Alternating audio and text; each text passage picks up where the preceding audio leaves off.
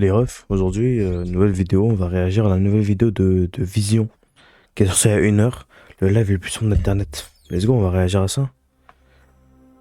T'es présenté. Pied, let's go. En plus, il fait de la 3D, je sais pas s'il y a beaucoup de gens qui font ça. Il fait de la 3D par rapport à ses vidéos pour bien constituer les lieux, tout ça. En vrai, c'est grave stylé.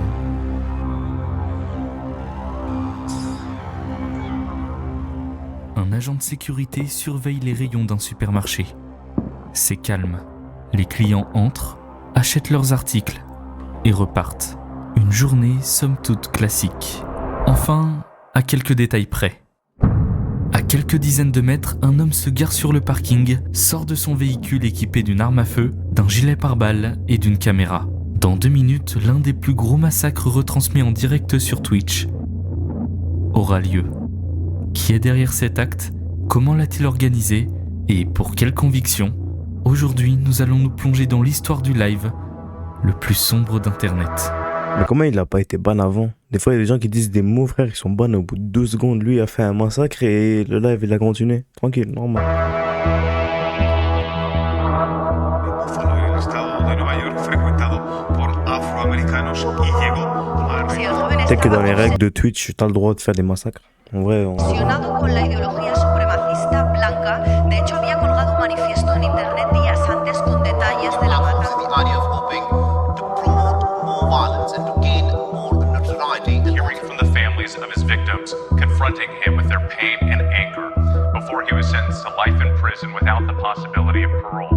At one point, a grieving family member. en vrai, la vidéo est courte, Je ne m'étais mais jamais vraiment renseigné sur ma famille. Du moins, pas au-delà de mes arrière-grands-parents. Mais grâce à MyHeritage, j'ai pu je me demandais qu'elle avait un truc. être plus curieux, super, un problème fort. Et MyHeritage, forcément, donc c'est joué. Voilà. En juin 2021, un jeune homme de 18 ans est interrogé. Il a fait d'étranges déclarations dans l'enceinte de son lycée. D'après l'un de ses professeurs, lorsqu'il l'a interrogé sur ses projets d'avenir, il a répondu « Je veux assassiner et me donner la mort ».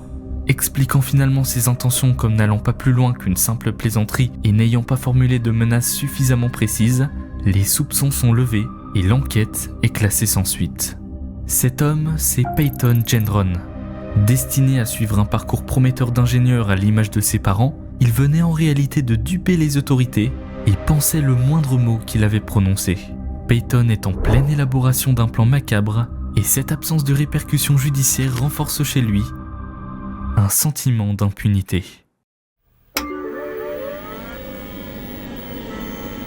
En parallèle de son quotidien, Peyton mène une vie en ligne totalement inconnue de son entourage. Non, frère, visite jure, c'est tellement stylé. Je sais pas si ça aussi c'est fait en 3D, mais en vrai, c'est trop beau. régulièrement le forum de discussion 4chan, réputé pour ses contenus déviants, et Gendron s'y intègre pleinement.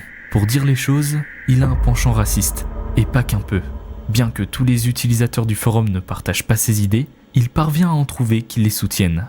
Ensemble, ils échangent des messages et des mèmes qui alimentent progressivement sa haine, au point où il finit par se proclamer membre du mouvement suprémaciste blanc.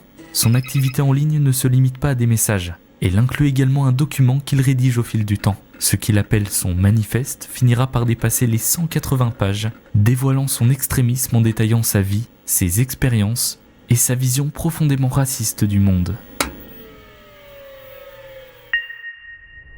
L'élaboration de son plan commence 5 mois avant les événements. En examinant la carte des environs, c'est un supermarché de la ville de Buffalo qu'il finit par choisir. Il ne la choisit pas non plus par hasard, non. Il sait qu'elle est connue pour avoir une importante communauté noire, faisant d'elle un lieu symbolique pour assouvir sa haine. Cette animosité est telle que les 3h30 nécessaires de trajet pour rejoindre la ville est loin d'être un obstacle. Sa folie méthodique se manifeste encore plus clairement au mois de mars, 3 mois avant le massacre, lorsqu'il effectue une reconnaissance sur les lieux. Cette visite lui permet d'observer et de cartographier précisément l'emplacement. Il en partage même une version dans un journal en ligne, notant avec une minutie glaçante le nombre de personnes noires et blanches qu'il a observées sur place. Mais à cet instant, il lui manque encore quelque chose d'indispensable pour mettre son plan à exécution.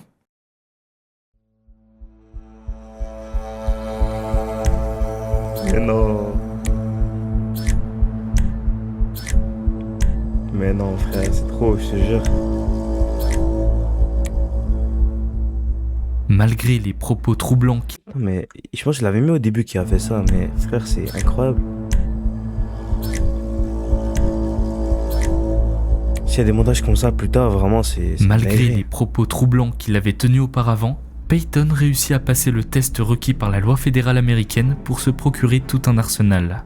Il va illégalement en modifier une afin qu'elle puisse accueillir un chargeur grande capacité, ce qui en dit Ah ouais. très long sur ses ambitions. Il Il est exprime chaud. également son admiration pour des tireurs d'extrême droite tels que Dylan Roof, Anders Behring Breivik et Brenton Tarrant en écrivant leur nom sur l'arme qu'il utilisera lors du massacre. Il est motivé, hein. Il est trop motivé, Puis frère. vient le jour fatidique. Environ 30 minutes avant le drame, le futur meurtrier envoie des invitations à un groupe restreint d'utilisateurs sur Discord, leur permettant d'accéder à la salle de discussion hébergeant ses journaux en ligne. Au moins 15 utilisateurs rejoignent cette salle après l'envoi des invitations, où ils peuvent consulter ses écrits détaillant ses préparatifs. Parallèlement, Peyton partage également un lien vers le flux Twitch qu'il prévoit d'utiliser pour diffuser son attaque en direct. Dans les messages accompagnant ce lien, il précise que les utilisateurs peuvent suivre l'attaque soit via Twitch, soit directement depuis le flux en direct accessible dans la salle de discussion Discord. Peyton est tout proche du supermarché. Après avoir roulé pendant une durée de 5 minutes, il arrive sur les lieux, se gare maladroitement à quelques mètres de l'entrée du magasin, sort du véhicule et... En moins de 10 secondes, 4 personnes présentes sur le parking sont abattues. Sans perdre plus de temps, il se dirige vers l'entrée du magasin, la franchit.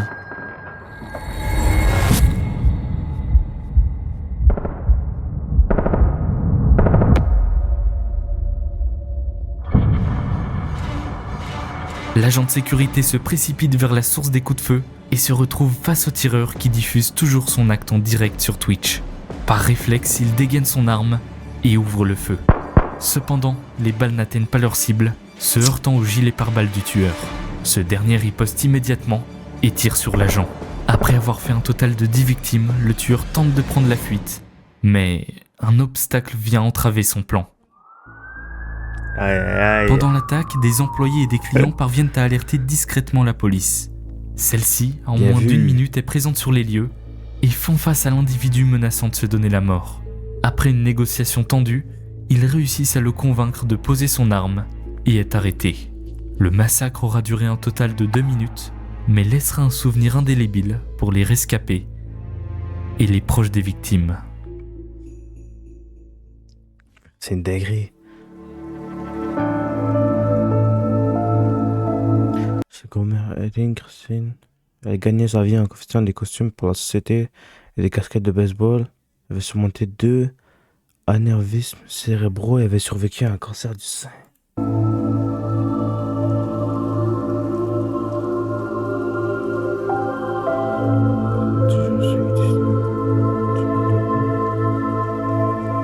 Une leucémie et elle a été précipitée de ses côtés et s'occuper de ses enfants.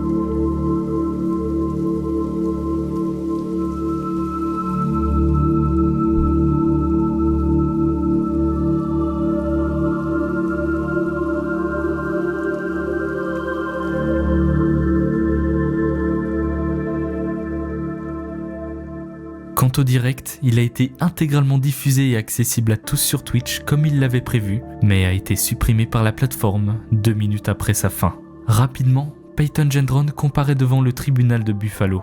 Représenté par un avocat commis d'office, il plaide en premier lieu non coupable des multiples accusations de meurtre. Mais étant donné l'absurdité de l'acte en vue des circonstances et les 25 chefs d'accusation à son encontre, le 17 novembre 2022, il est contraint de plaider cette fois coupable. I'm very sorry for all the pain I forced the victims and their families to suffer through. Sale menteur. I'm very sorry for stealing the lives of your loved ones. I cannot express how much I regret all the decisions I made leading up to my actions on May 14th. Il fait genre, il pleure et tout. Oh, s'il vous plaît, mettez pas une grosse peine. Allez, prison à vie dans ta mère. A terrible thing that day. I shot and killed people because they were black. Looking back now, I can't believe I actually did it. I believed what I read online and acted out of hate. I know I can't take it back, but I wish I could. And I don't want anyone to be inspired by me and what I did. T'as même les gens qui pleurent. T'as même les proches, je sais pas si c'est sa mère ou pas. Je sais pas si c'est sa mère ou pas, ou les proches des victimes, mais juste tu les entends pleurer, frère, c'est... I don't want anyone to be inspired by me and what I did. Fils de pute. Captain Ashley was a great person. Cat didn't hurt anybody.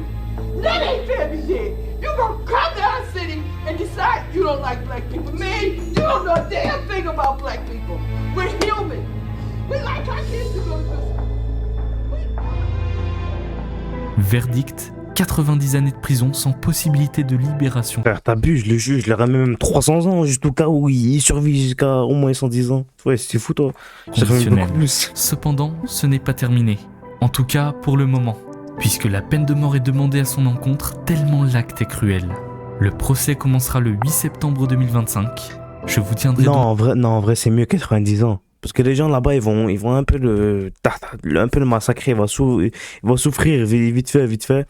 Ben, il va plus se survivre que si c'est la peine de mort, tu vois. Il va pas vraiment survivre. Alors que c'est mieux qu'il souffre toute sa vie qu'il se fasse tuer directement. Donc en vrai de vrai, je pense que la prison à vie, ça serait le meilleur choix. Et la peine de mort, en vrai, on s'en fout, frère. Le mieux, c'est qu'ils survivent.